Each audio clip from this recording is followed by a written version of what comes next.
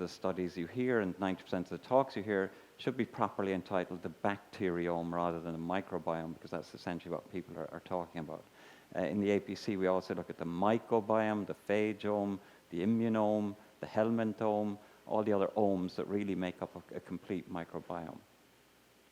And if you wonder, could something as trivial as a single probiotic or a probiotic together with a prebiotic genuinely have an effect in human health? Well, there was this paper in Nature just a couple of weeks ago which showed that when they gave these kids Lactobacillus plantarum and FOS, and there were thousands, I think there were over 7,000 involved in this study, they were able to reduce bacterial sepsis from all causes with an odds ratio of 0.6, of 60%. So they were able to reduce the total amount of sepsis in these children by 40%. 1 million children die of sepsis every year.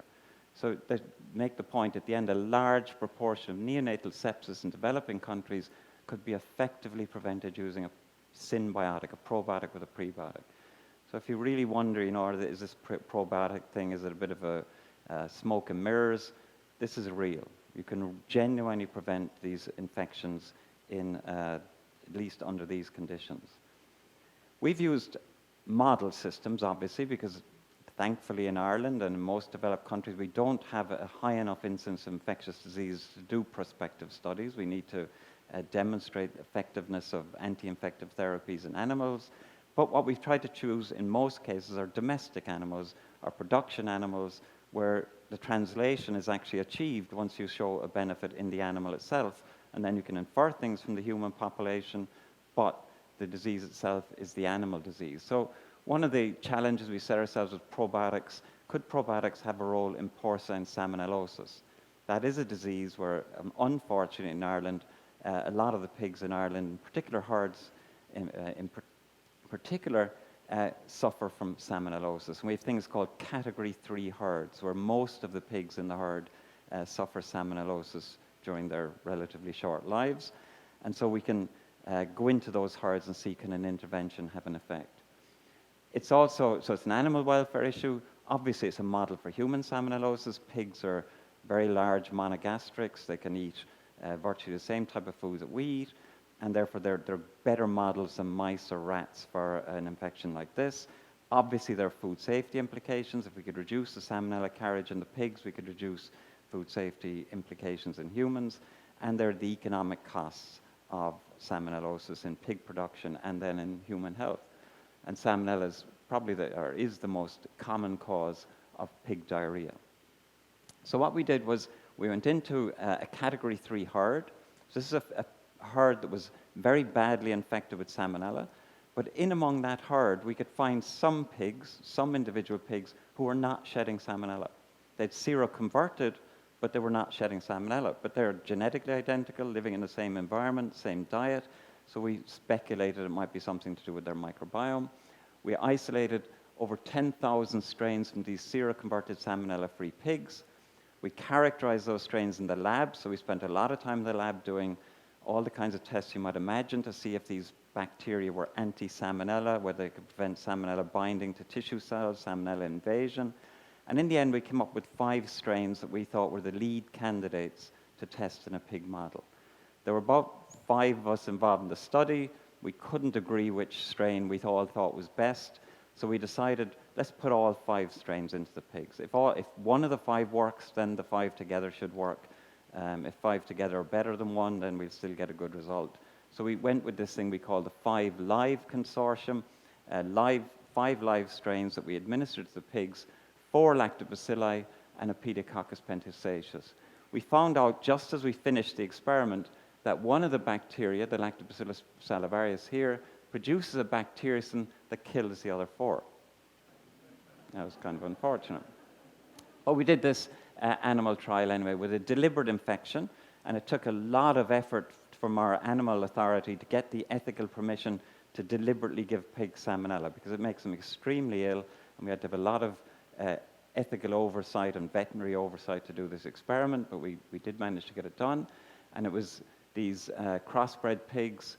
We had to train them to drink milk. Pigs don't like milk. It's very hard to get them to drink milk, but once you train them to do it, they'll do it.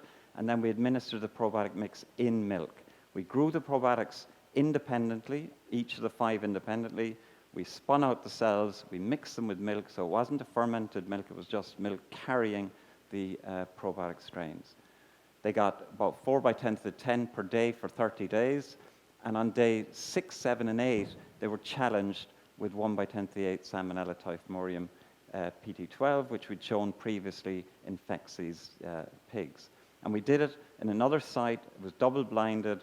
We weren't involved in the trial, and there was, as I said, veterinary oversight for that. And here's the results in the control pigs. So in the control pigs, 80% got diarrhea within about 3 days and had that again at 4 days, and then it started to diminish. The pigs were shedding very high numbers of salmonella in their feces over the time period. This is in days. The control pigs had very high combined clinical scores. They were scored again in a double-blinded way by vets, and they put on whatever that is, about 10 kilos of weight in the 28 days of the experiment. These are pigs which are just weaned, and they're putting on weight at a pretty strong rate. And here are the probiotic-fed mice, or pigs in this case. By day 3, only 20% of the pigs, or 2 of the 10, had diarrhea, significantly reduced shedding, 4 to 5 logs fewer salmonella being shed in the feces of these animals, much lower combined clinical scores, and much higher weight gain. So once again, a simple intervention, just probiotic live bacteria, having a very significant effect on the health outcomes in these animals. And if I just bring that down to diarrhea on day 4, clinical scores overall, salmonella shedding on day 15, and weight gain on day 15, you can see very significant differences. These are not, I haven't put the error bars in this because the error bars are just absolutely tiny. These are very significant outcomes.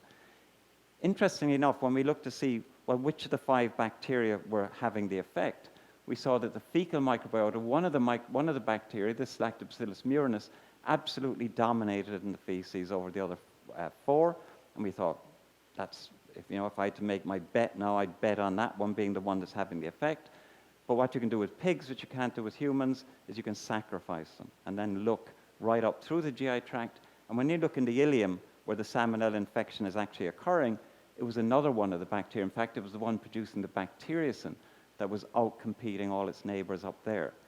In fact, in one pig, it was 100% the murinus in its feces and 100% the bacteriocin producer in the ileum.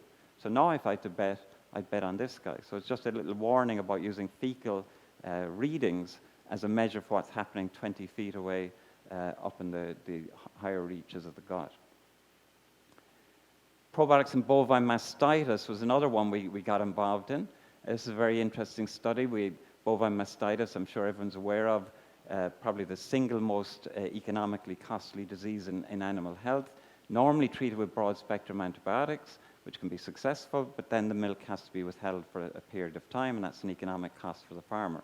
We're trying to get antibiotics out of animal husbandry, of course. So this is what the milk from an animal with mastitis looks like. Obviously no longer looks like milk at all. We again had a lot of trouble with ethical permission to do a probiotic trial. We wanted to administer probiotics not orally, but directly to the infected teat. Eventually we were allowed to do this with 11 animals who were on their way to be culled. They had very rampant mastitis. They were not responding to antibiotic treatment, and so they were being sent to be culled, and we got them diverted to our center for 3 days where we could treat them.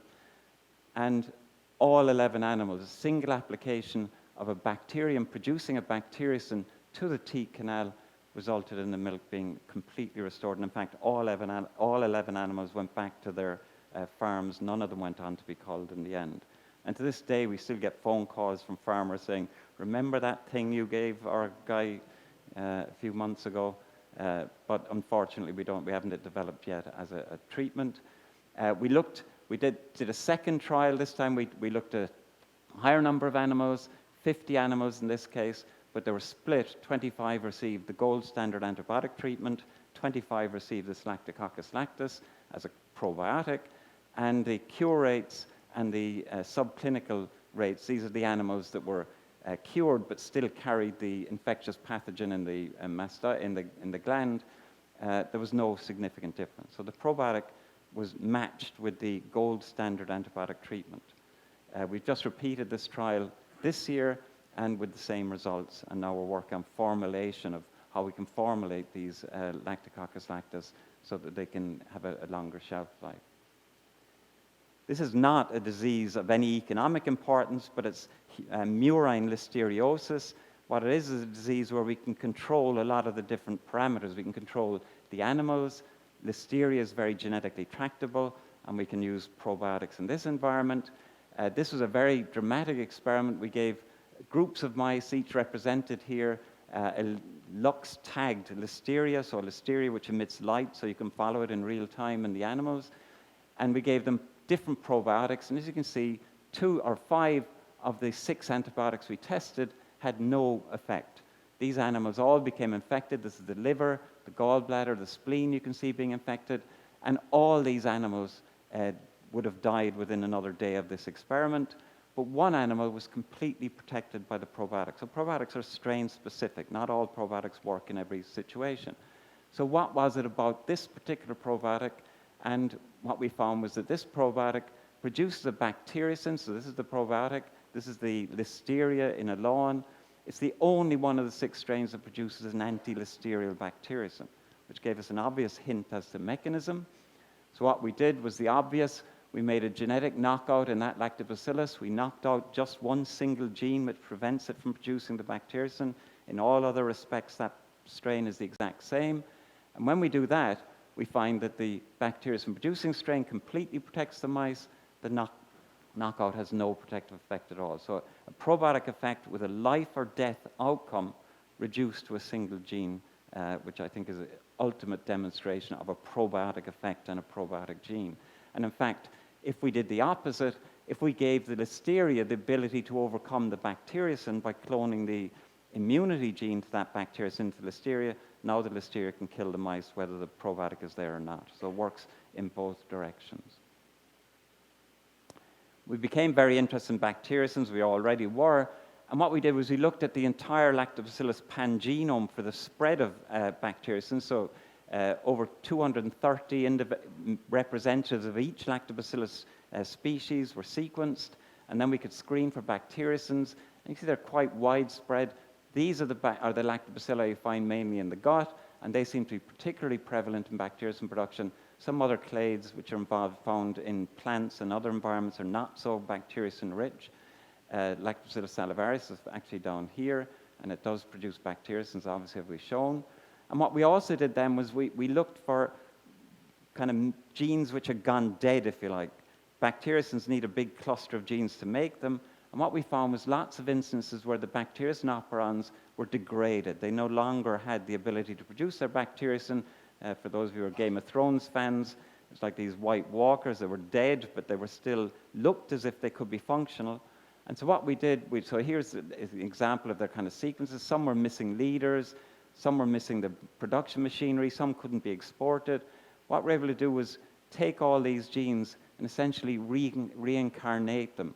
We put them back into an E. coli strain where we provided all the machinery to produce the bacteriocin, and sure enough, they can all produce bacteriocins. So the bacteriocins are in there, they're intact, they're just a kind of a reservoir of bacteriocins across these organisms.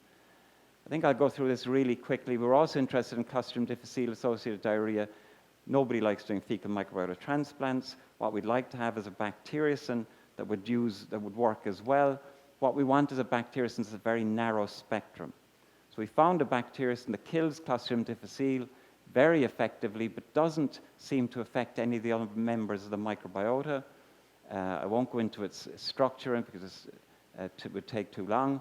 What I can show here is that if you do an artificial fecal fermentation, Clostridium difficile is inoculated at 10 to the 6. It rises to about 10 to the 7, 10 to the 8 over 24 hours. Vancomycin, metronidazole, broad-spectrum bacteriocins are all good at reducing the C. diff. This narrow spectrum one is equally good at reducing C. diff, but it has absolutely no impact on the microbiota, whereas the others cause significant damage to the microbiota. So we can maybe mine for these very narrow spectrum bacteriocins as well. There are also bacteriocins present in some of these foods like niacin. Niacin is a food ingredient that many companies, and some of the companies here I know make. It's got one big problem from our point of view: it doesn't kill listeria. So there's listeria growing in the absence of niacin. In the presence of niacin, doesn't really make much of a difference. What we've been able to do is we've done some engineering, just making a single amino acid change, changing that methionine to a valine, now gives you a niacin that's completely active against listeria. Here's listeria in hot dogs using the same Lux tagging. They grow very well. Here they are in the presence of niacin, they grow very well, but in the presence of niacin V, they're unable to grow at all. We've done lots of this kind of bioengineering. Here's the hinge region. We can bioengineer this hinge region and get lots of variants which are better against different targets. We can multiply these. So here's a wild type. K12A, that change there, makes it better. K22T makes it better. Put the two together, you get even better again. And now it's getting so good that it's actually starting to kill the producer strain because its own immune system can't keep up with these evolutionary changes. There's also niacin resistance. A lot of bacteria out there have niacin resistance genes.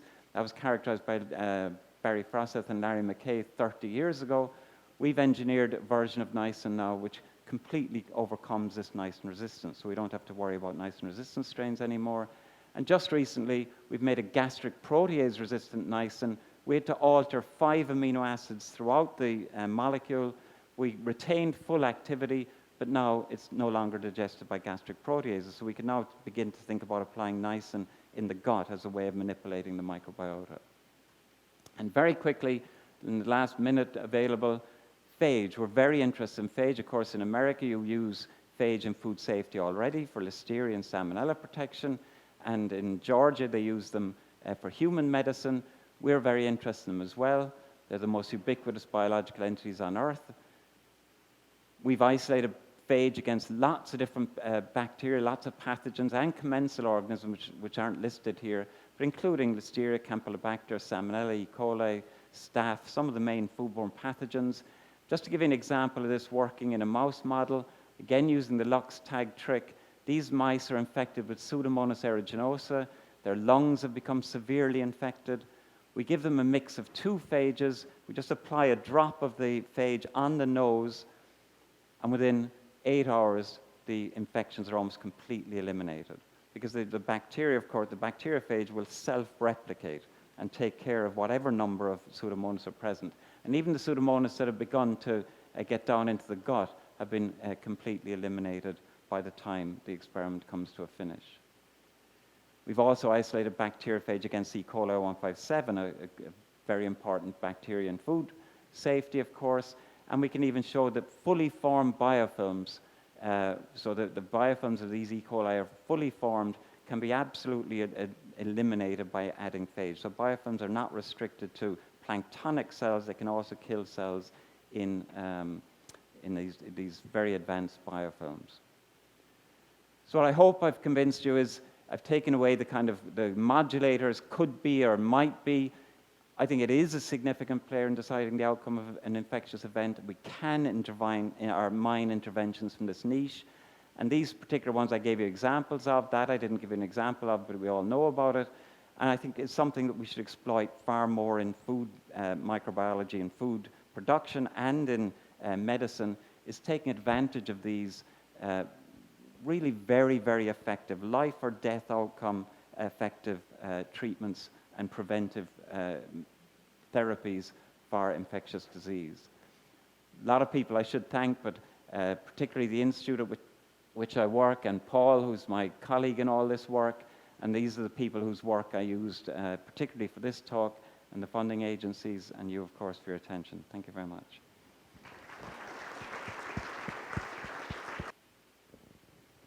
Thank you very much. I was really interested in your talk. I'm a large animal veterinarian, so I was very interested in the talk about bovine mastitis. I was really interested in what potential culture you had on those cows in terms of what they were growing prior to the treatment with the bactericide.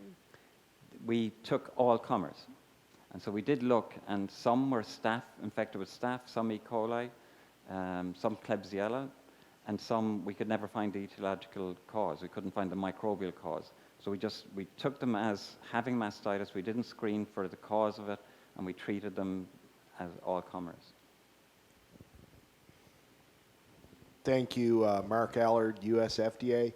Have you done any experiments using some of these techniques to like clean up equipment or inanimate objects along the farm to fork continuum?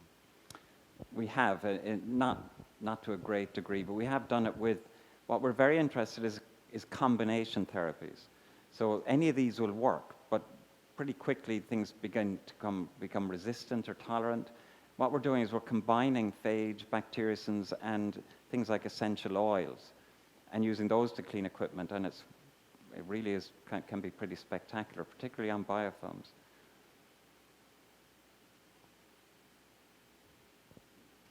Any other questions for Dr. Hill?